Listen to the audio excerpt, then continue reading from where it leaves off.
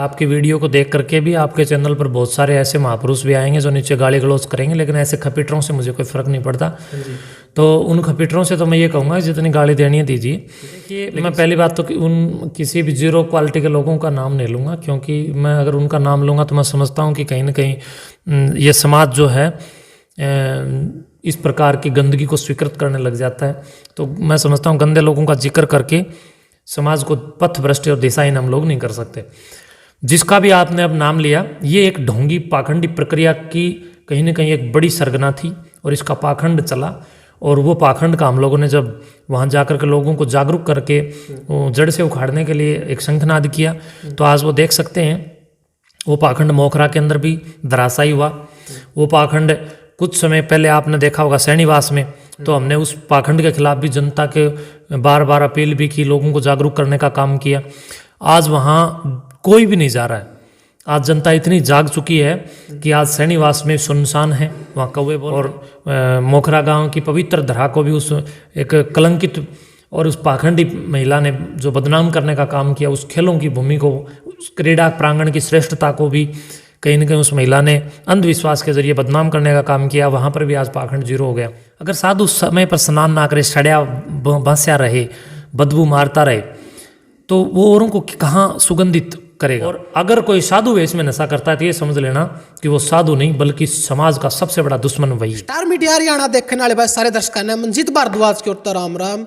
तो दोस्तों, आज एक ऐसा इंटरव्यू लेकर आप तक मैं हाजिर होया हूँ, तो हम एक भी पार्ट मिस नहीं करोगे। और उसका इंटरव्यू भाई 1 घंटा था ऊपर का भी उसका है, जो था ना इसमें बारीकी पता चलेगी, जो सामाजिक कुरीतियाँ चल रही है वे सारी इसी इंटरव्यू में अपना बेरा लागेगी। तो आज फिलहाल मैं गांव कोत में मौजूद हूँ, काला पीर मठ में, और मेरे साथ हैं महंत सुकराई नाथ जी, जो इन सामाजिक कुरीतियाँ चल रही है इनका ऊपर बातचीत करेंगे, इनके ऊपर चर्चा करेंगे। तो सबसे पहला गुरु जी मैं अपना आदेश करता हूँ। बहुत बहुत शुभकामनाएं। आपकी स्टार मीडिया हरियाणा चैनल के सभी दर्शकों को भी धन्यवाद देता हूं, और आपकी स्टार मीडिया हरियाणा की इस चैनल को भी मैं बहुत हृदय से धन्यवाद देता हूं कि आप समाज के ज्वलंत मुद्दों को लेकर के मेहनत कर रहे हैं, पुरुषार्थ कर रहे हैं। शुभकामनाएं।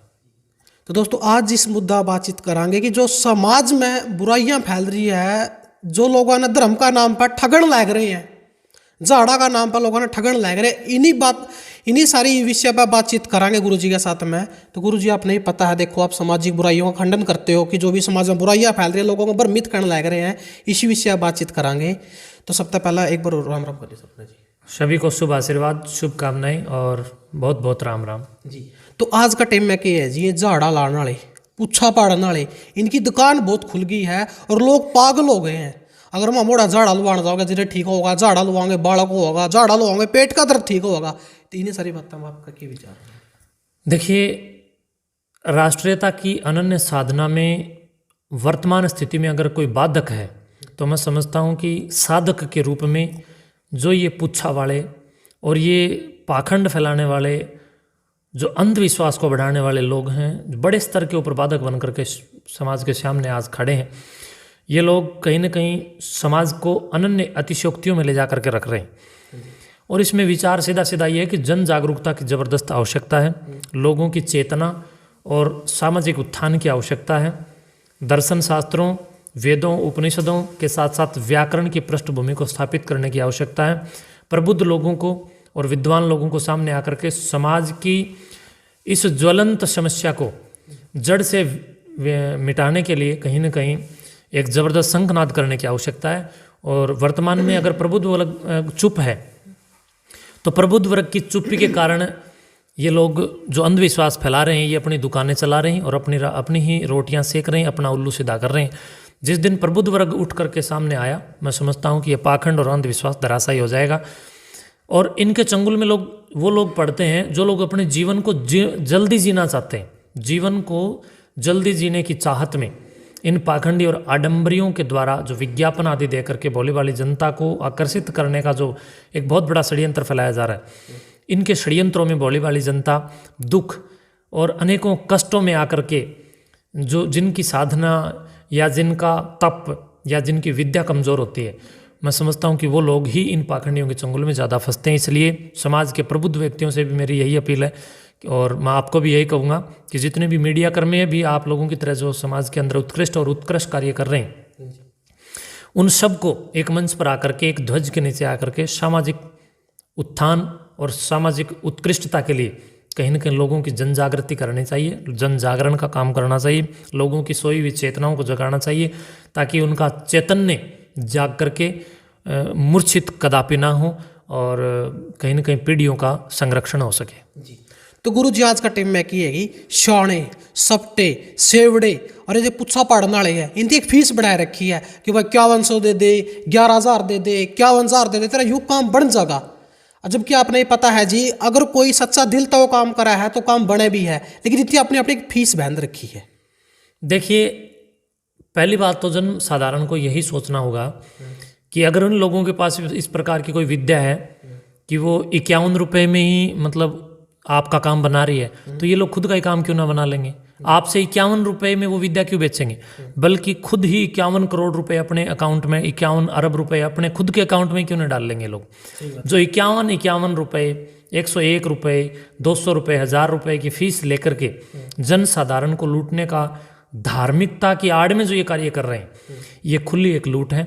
लोगों की बुद्धि को कहीं न कहीं बंधक बनाया जा रहा है, जनता को गलत रूप से अपडेट किया जा रहा है। और जब जिस प्रकार मोबाइल अपडेट होता है उसी प्रकार जनता हम सब भी कहीं ना कहीं अपडेट होते हैं।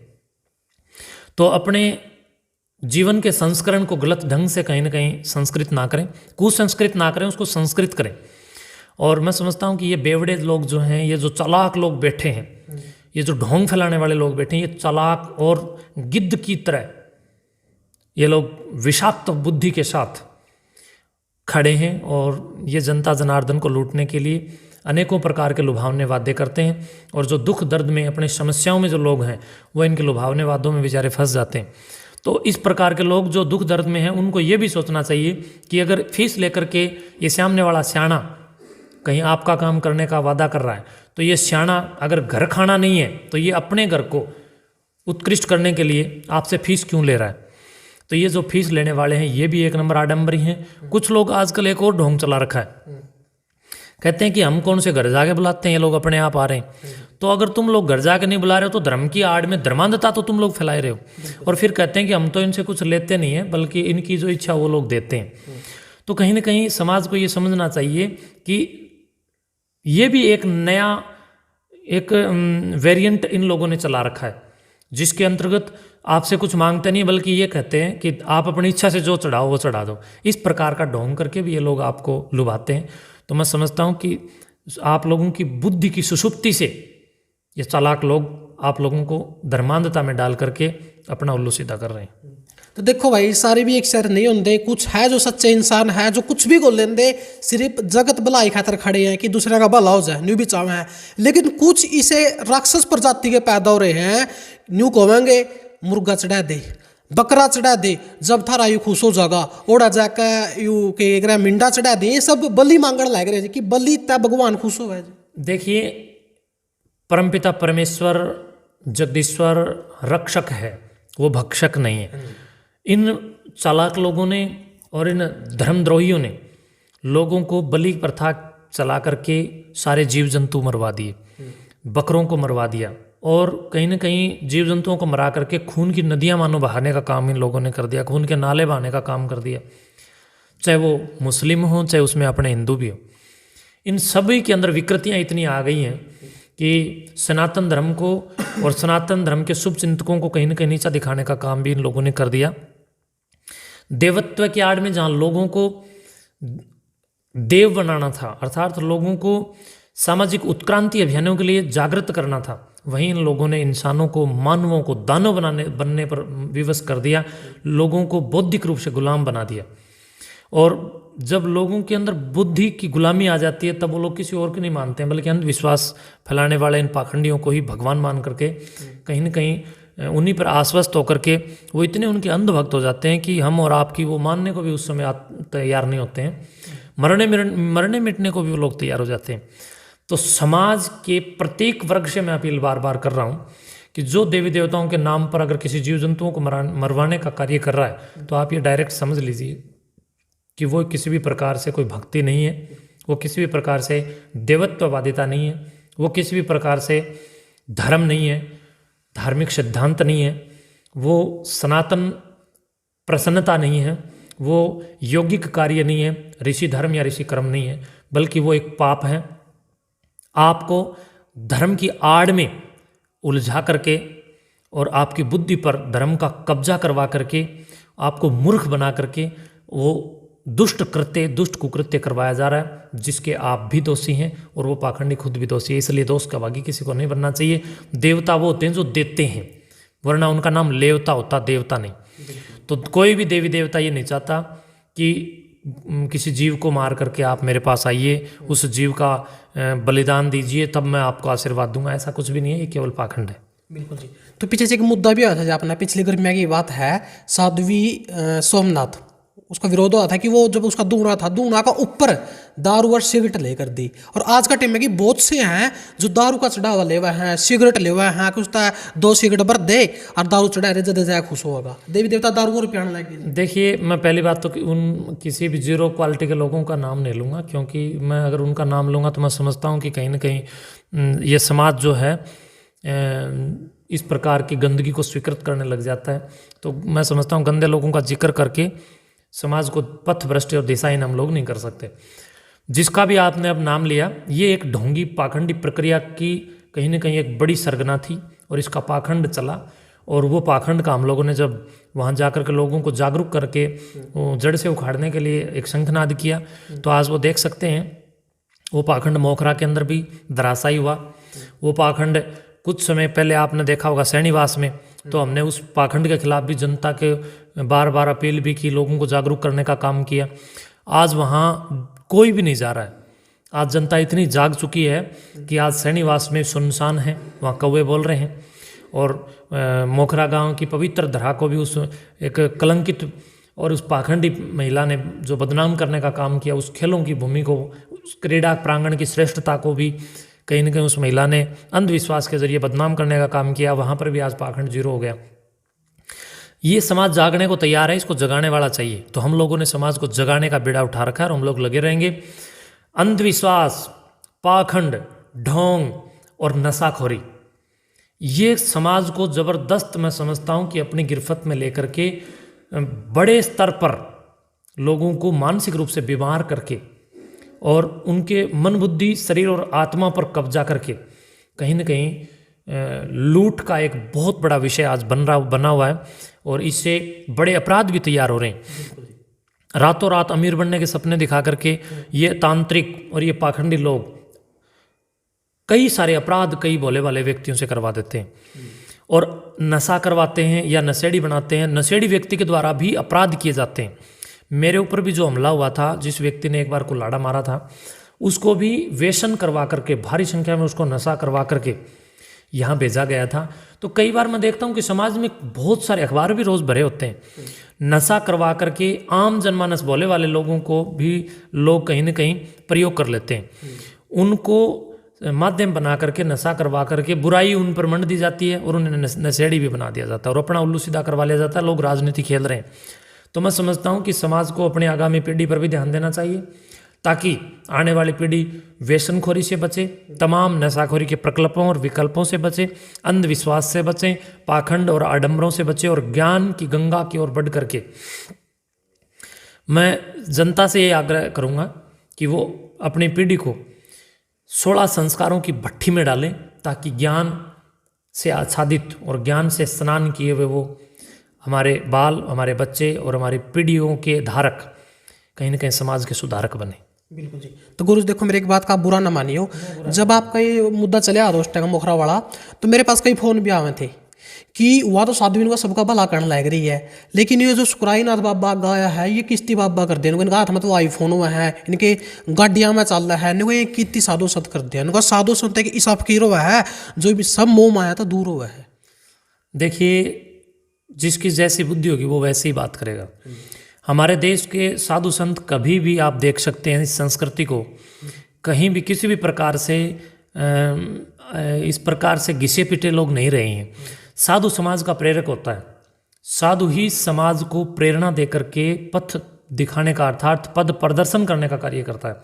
अगर साधु समय पर स्नान ना करे, सड़या बांस्या रहे, बदबू मारता रहे, तो वो औरों को कहाँ सुगंधित करेगा। तो मैं समझता हूँ कि साधु को साफ सुथरा रहना चाहिए, साधु को ज्ञानवान होना चाहिए, साधु को शास्त्रों का ज्ञाता होना चाहिए, साधु को वैदिक पथ का अनुसरण करते हुए समाज को कहीं न कहीं वैदिक पथ पर चलने और चलाने का काम उसे करना चाहिए। समाज का इंजन बन करके साधु को कार्य करना चाहिए। और अगर समाज का इंजन ही सड़ा हुआ है, उसकी पाइपें लीक हैं और उसमें मान लो बदबू मार रहा है इंजन, तो वो कहाँ से समाज को आगे चलाएगा। मैं समझता हूँ कि इस प्रकार के छोटी मानसिकता के लोग कोई कुछ भी कहे, आप योगेश्वर श्री कृष्ण को देखिए, राम को देखिए, तत्कालीन ऋषि मुनियों को देखिए, महायोगी गोरक्षनाथ जी को पढ़िए, महायोगी कबीर जी महाराज को पढ़िए, ऋषि कणव को पढ़िए, कणाद को पढ़िए, कपिल को, जैमिनी को, पतंजलि को, पाणिनि को, घीसादास को, गरीबदास जी को, या अनन्य जितने भी अनंत कोटि एक लंबे कालखंड की जो लंबी श्रृंखला रही है, उस श्रृंखला के तमाम संत महापुरुषों को पढ़ें। सब बड़े साफ सुथरे और समाज को यौगिकता के साथ जोड़ने वाले, यज्ञों के साथ जोड़ने वाले, संस्कृति के साथ जोड़ने वाले, विकृतियों से दूर ले जाने वाले, संजोने वाले और सामाजिक एकता और सामाजिकता के साथ साथ सामाजिक सरोकार के पथ पर सामाजिक समरसता पर बल देने वाले साधु रहें, जिन्होंने समाज को शिक्षित करके इस भारतवर्ष को विश्वगुरु बना करके पूरी दुनिया के सामने खड़ा किया। ये देश जो विश्वगुरु था, ये साधु संतों के ही कारण रहा है। जब जब साधु संतों के हाथ में कलम रही है, तब तब चरित्र का जबरदस्त लेखन हुआ है, तब तब अनेकों राम जैसे चरित्र तैयार हुए। अगर देश के साधु संत नंगे या देश के साधु संत मेले कुचेले रहेंगे, नंगड़ क्वालिटी से रहेंगे, तो देश को विश्वगुरु बनाएंगे क्या? देश के साधु संतों के कारण ही राम गुरुकुलों में पढ़ करके शिक्षा को प्राप्त करके योगेश्वर राम कहलाए। योगेश्वर श्री कृष्ण भी साधु संतों के द्वारा पढ़ाए गए। अनेकों प्रकार के राजाओं को, और भारतवर्ष के अतीत में अगर आप जाकर के देखते हैं तो अनेकों राष्ट्रीय साधकों का निर्माण यहाँ ऋषियों, मुनियों, ज्ञानियों, तपस्वियों, योगियों और अनन्य प्रबुद्ध जनों ने सामने आकर के किया है। तो मैं समझता हूँ कि साधु संतों का कार्य उत्कृष्टता में निहित होता है। साधु संतों का कार्य कलम उठाकर काम करने का होता है, चिलम उठाकर चलने का नहीं। कलम और चिलम दोनों में फर्क है। आकृति और प्रकृति शायद समान हो सकती है, लेकिन जब चिलम चलती है तो सर्वनाश करती है, लेकिन कलम चलती है तो चरित्र का चित्रण प्रस्तुत करती है और अनेकों प्रेरणाओं के सम्मत जीवन और जीवनदायिनी ऊर्जाओं का कहीं न कहीं प्रक्षेपण भी करती है, अनुसंधान भी करती है और विधि का विधान भी करती है। बिल्कुल जी। तो अब कई जगह देखा है, जो हरिद्वार में जाओ, हाँ कई उपासना में जाएगा देखा तो वहाँ साधु संत चिलमा के सुट्टे मार दे पावे जी। निको तो शिव शंकर भोलेनाथ का प्रसाद है, तो आपकी दृष्टि में की है जी? देखिए, मेरी दृष्टि से मैं कभी भी डंडा लेकर के हाँकने का काम नहीं करूँगा। मैं महायोगी गोरक्षनाथ जी की बात करूँगा, क्योंकि मैं जिस परंपरा से दीक्षित हूँ उस परंपरा का आचार्य महायोगी गुरु गोरक्षनाथ जी महाराज हैं, जिन्होंने अपनी वाणियों में, गोरखवाणी ग्रंथ में अनेकों प्रकार के वैसे ग्रंथ गोरख के हैं, लेकिन गोरखवाणी को आप पढ़ेंगे, कबीर की कबीरवाणी को पढ़ेंगे तो नशाखोरी का जबरदस्त विरोध करने वाला धरती का पहला अगर कोई महायोगी हुआ है, और योगियों में भी जो गुरु के रूप में गुरु गोरख के नाम से प्रसिद्ध हुआ है, ऐसे सुंदरतम प्राकाट्य के साथ महायोगी गोरक्षनाथ उद्घोष करते हैं और नशाखोरी को त्याज्य बताते हैं। तो मैं उनकी पथ और परंपरा का योगी हूँ, तो मेरा काम गोरख की परंपरा को आगे बढ़ाना है। गोरख ने नशाखोरी का विरोध किया तो हम भी कर रहे हैं, और नशाखोरी का गोरख के बाद कबीर ने भी जबरदस्त विरोध किया है। स्पष्ट उन्होंने लिखा भी है, कबीर भांग, तमाकू, धोतरा, आफू और शराब कौन करेगा बंदगी जब ये तो भाई खराब। इन खराब चीज़ों का सेवन अगर मनुष्यों तुम करोगे तो फिर ईश्वर की संस्तुति कौन करेगा? और ईश्वर परमपिता परमेश्वर के निमित्त कर्मयोग को कौन धारण करेगा? तो इसलिए कर्मयोग के योगियों को मैं समझता हूँ कि नशे पते से बचना चाहिए। हमारे आचार्यों ने कभी भी नशा पता नहीं किया। महायोगी गोरक्षनाथ जी ने नहीं किया, गोरक्षनाथ जी के 1400 शिष्य थे, किसी ने भी नशा पता नहीं किया। सिद्ध चरपटनाथ जी ने भी कभी नहीं किया, और कबीर जी ने भी कोई नशा नहीं किया, नानक जी ने भी कोई नशा नहीं किया, नाथ संप्रदाय के हमारे महायोगी दादा कलाई नाथ जी, काला पीर जी महाराज ने भी कोई नशा नहीं किया, सिद्ध लदाई नाथ जी ने भी कोई नशा नहीं किया, सिद्ध मस्ताई नाथ जी ने भी कोई नशा नहीं किया, जो आज मस्तनाथ के नाम से जाने जाते हैं वो हमारे सिद्ध मस्ताई नाथ जी। ऐसे हमारे जितने भी महापुरुष हुए, इन्होंने कभी भी नशे को स्वीकृत नहीं किया, तो हम लोग नशे को क्यों स्वीकार करें? और अगर कोई साधु वेश में नशा करता है तो ये समझ लेना कि वो साधु नहीं बल्कि समाज का सबसे बड़ा दुश्मन वही है। बिल्कुल। तो देखो भाई, इस इंटरव्यू का मतलब यूँ नहीं है कि किसी भी जाति धर्म की भावना को ठेस पहुंचाना है। तो एक सवाल और होगा जी, आप कहने लग रहे हो कि ये सब अंधविश्वास हुआ है जो झाड़े जुड़े हिलवावे हैं। तो आज का टाइम में क्या कर रहे हैं, अपना देसी घर हम देखा जावा है कि एक जो लेडीज हुआ घर की जो बूढ़ी हुआ है, अपना पोता पोती बेटा को ऊपर कुछ प्रसाद वगैरह वार का दर्द है वह 11 रुपया का 51 रुपया का, भाई वो ठीक हो जाएगा। कोई कड़ियाँ झाड़ हलवाण जावा, कोई कड़ियाँ माथा टेकन जावा है। यूँ कड़ा तक ठीक है, ये चीज़ है कि नहीं है? देखिए, सभी दर्शकों को कहूँगा, अभी इस आपके वीडियो को देख करके भी आपके चैनल पर बहुत सारे ऐसे महापुरुष भी आएंगे जो नीचे गाली गलौज करेंगे, लेकिन ऐसे खपीटरों से मुझे कोई फ़र्क नहीं पड़ता। तो उन खपीटरों से तो मैं ये कहूँगा जितनी गाली देनी है दीजिए, लेकिन सच्चाई में मैं लोक आस्था का तो सम्मान करता हूँ। जो लोक आस्था है, जनता की आस्था का हम सम्मान करते हैं, श्रद्धा का हम सम्मान करते हैं, लेकिन अंधश्रद्धा के मैं खिलाफ हूँ। अगर आप किसी भी चालाक व्यक्ति की चालाकी के द्वारा किए गए वादों और उन वादों में फंसकर लगाए गए झाड़ों में अगर आप अपनी आस्था रखते हैं तो ये आपका बिल्कुल सरासर गलत है और शास्त्र विरुद्ध है। वो कार्य जो शास्त्र के विरुद्ध किया जाता है, शास्त्र के मत या सिद्धांतों के विरुद्ध किया जाता है, वेदाक्त अर्थात वेदोक्त शास्त्रों के विरुद्ध किया जाता है, वो कार्य पाखंड कहलाता है। तो जो भी वेद विरुद्ध कार्य हैं वो पाखंड है। मैं समझता हूँ कि वेद विरुद्ध कार्यों से हमें बचना चाहिए। बिल्कुल जी। तो आप बताओ, भगवान है या नहीं है, और है तो कड़ा मिलेंगे? देखिए, आपने जो ये सब्जेक्ट जो प्रश्न मेरे से अभी किया, ये प्रश्न एक असाधारण प्रश्न है और प्रत्येक व्यक्ति का ये एक ज़बरदस्त प्रश्न होता है। और इस प्रश्न के उत्तर में हम सबको अपने आत्म तत्व की चेतना को ज़बरदस्त उच्चतम स्वर के साथ बढ़ाना होगा। और जिस प्रकार संसद के अंदर संसद का अपना एक संविधान होता है, भारतीय संविधान भारत की संविधान है, बिल्कुल उसी प्रकार सृष्टि के अंदर भी एक सृष्टि का संविधान है जिसको वेद कहते हैं। 1,96,08,53,123 वर्ष उस संविधान को हो गए। आप कोई भी वस्तु खरीदते हैं, उस वस्तु के साथ में एक छोटी सी बुकलेट आती है। जैसे आप कुकर खरीदते हैं, प्रेशर कुकर, या मोबाइल खरीदते हैं, या अनन्य कोई भी संसाधन खरीदते हैं, गाड़ी खरीदते हैं, ट्रैक्टर खरीदते हैं, तो प्रत्येक वस्तु के साथ में एक उसके गुणधर्म, दवाइयों के साथ में भी पर्चियाँ आती हैं जो उसके गुणधर्म के बारे में उसके अंदर पूरा संस्तुति के साथ लिखा हुआ होता है, उसकी प्रयोग विधि भी सब कुछ होता है। उसी प्रकार इस सृष्टि का भी एक सिद्धांत अर्थात सृष्टि का भी एक संविधान है, वो संविधान है वेद। जब आप वेद का अध्ययन करेंगे, जब आप वेदांत का अध्ययन करेंगे, तो मैं समझता हूँ कि वेदांत के साथ वेद के सिद्धांत की पृष्ठभूमि आप में निहित होगी, तो आप जानेंगे कि ईश्वर क्या है। ये कोई एक साधारण सा और छोटा सा उत्तर इस बात का नहीं हो सकता। यहाँ ऋषियों ने अनेकों जन्म लगा दिए हैं, अनेकों महापुरुषों ने अपने कितने कितने जन्म खपा दिए ईश्वर स्तुति के अंदर। तो इसका मेरी कोई औकात नहीं कि मैं एक छोटी सी लाइन में इस बात का उत्तर दे दूँ। बाकी ईश्वर प्रकृति के कण कण में है, परमपिता परमात्मा प्रकृति के कण कण में है, प्रकृति के कण कण में परमात्मा के सिवाय दूसरी कोई सत्ता मैं समझता हूँ कि विरोधाभासी नहीं है।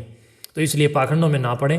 प्रकृति के सृजन और प्रकृति की रचनात्मक, आध्यात्मक और सृजनात्मक और क्रियात्मक शैली के साथ जीवन के अनुसंधान को यापन करें और कर्म योग, सांख्य योग, वैशेषिक योग दर्शन, इन सब दर्शनों के दर्शन करके इनको अपने हृदय रूपी मैं समझता हूँ पवित्र मंदिर में धारण करें, तो ये ज्ञान आपकी उज्ज्वलता को बढ़ा करके आपको ईश्वर के दर्शन करवाएगा। और मैं समझता हूँ कि वेदों में ही ईश्वर निवास करता है और वेदों में ही ईश्वर का ज्ञान निवास करता है।